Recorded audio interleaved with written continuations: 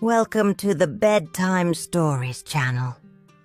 I'm Evelyn, and today we'll journey into a timeless fairy tale, The Wolf and the 7 Little Goats. If you enjoy the story, don't forget to like and subscribe for more classic tales. Now get comfortable, relax, and let the story take you on an adventure.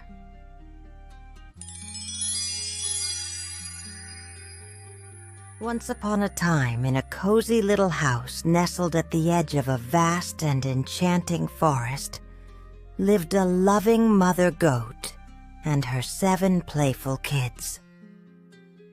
Their home was warm and inviting, with wooden beams supporting the thatched roof, and the scent of fresh hay and wildflowers always lingering in the air. Mother Goat, like all mothers, loved her little goats very much. She protected them from all the wild animals in the forest. The mother goat was gentle yet wise, with soft white fur and kind, watchful eyes that shone with love for her little ones. The kids, full of energy and mischief, frolicked around the house, their tiny hooves clicking against the wooden floor as they played. One bright morning, the mother goat gathered her children around her before leaving for the forest to gather food. Her voice, always calm and soothing, became firm as she warned them. "Dear children, I must go to the forest. Be very careful while I am away. The wicked wolf is always lurking nearby. If he comes, do not open the door under any circumstances. He may try to trick you, but you will recognize him by his rough voice and his black paws." The little goats, despite their playful nature, were obedient and promised to be cautious. She kissed them one by one, her nose brushing against their soft fur, before stepping out into the morning light. The sun cast golden rays through the tall trees, and a cool breeze rustled the leaves as she made her way into the forest, unaware of the danger that lurked nearby. Not long after, a shadow moved between the trees. The wolf, a fearsome creature, with a thick matted coat of gray fur and piercing yellow eyes, had been watching the house from a distance. His long, sharp claws dug into the earth as he prowled closer, his mind scheming how to deceive the little goats. Then, licking his lips hungrily, he knocked on the door with his heavy paw. "Open up, dear children. Your mother has returned and brought something for each of you," he called in his deep, growling voice. The little goats instantly knew it was not their mother. "No, no, you are not our mother. She has a soft, gentle voice, but yours is rough and deep. You are the wicked wolf," they cried, pressing against each other in fear. The wolf growled in frustration and stormed off to a nearby shop. There he bought a large piece of chalk and swallowed it, hoping to soften his voice. Then he returned to the house, his stomach churning, and knocked again. "Open the door, dear children. Your mother has returned." This time his voice was higher and smoother, but as he rested his paw on the windowsill, the little goat saw his dark, menacing claws. "No, our mother has white feet, but yours are gray. You are the wicked wolf," they shouted.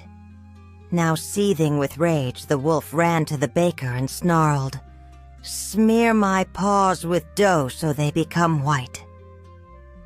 The baker, frightened by the glint of the wolf's sharp teeth, hesitated. but at last obeyed. With his paws covered in dough, the wolf then hurried to the miller. "Sprinkle white flour over my paws so they look just like a goat's," he ordered. The miller, trembling with fear, quickly dusted the wolf's paws until they were as pale as snow. Satisfied with his disguise, the wolf returned to the house and knocked a third time. "Open the door, dear children. Your mother has returned from the forest with gifts for you."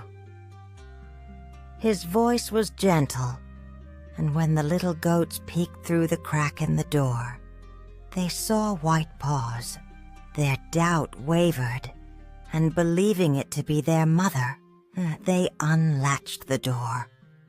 In a flash, the door burst open with a deafening crash. The wolf lunged inside, his golden eyes gleaming with triumph as his lips curled into a wicked grin. A terrible growl filled the house, sending the terrified kids scattering in all directions.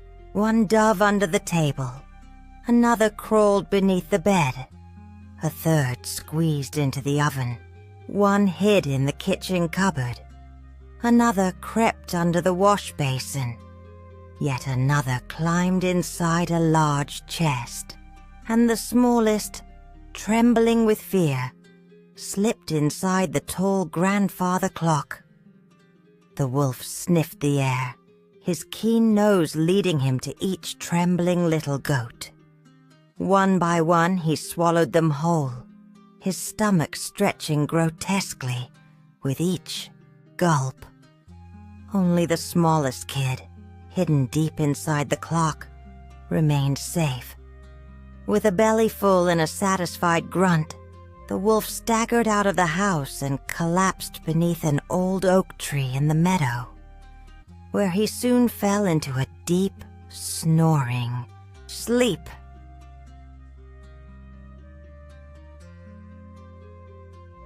When the mother goat returned, her heart sank at the sight of the broken door, the overturned furniture, and the eerie silence that filled the once lively home. Frantic, she called out for her children. Her voice, filled with sorrow and fear, echoed through the empty rooms. At last, a faint, quivering voice answered from inside the grandfather clock.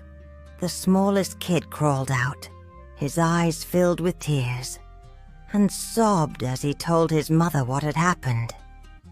Determined to save her children, the mother goat followed the wolf's heavy snores until she found him stretched beneath the oak tree, his belly round and shifting slightly. She placed her ear close and heard faint movements within. Hope surged in her heart. With steady hands, she took a pair of sharp scissors and carefully cut open his stomach.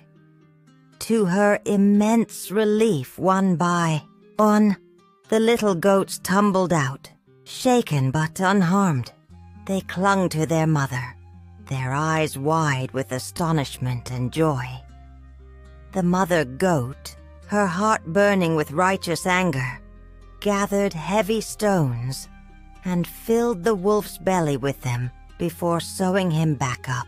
As the sun began to set, the wolf stirred, groaning.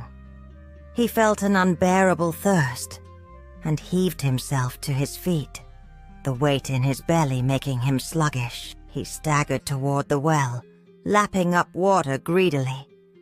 But as he leaned over the edge, the heavy stones pulled him forward. With a loud splash, he plunged into the deep water, never to be seen again. The little goats cheered, their voices ringing like bells in the twilight air. Their mother gathered them into a warm embrace, pressing them close, grateful that they were safe once more. From that day on, they never forgot the importance of caution and the wisdom of their mother's words. And So, in their cozy little house at the forest's edge, the mother goat and her 7 kids lived happily and safely ever after. The end.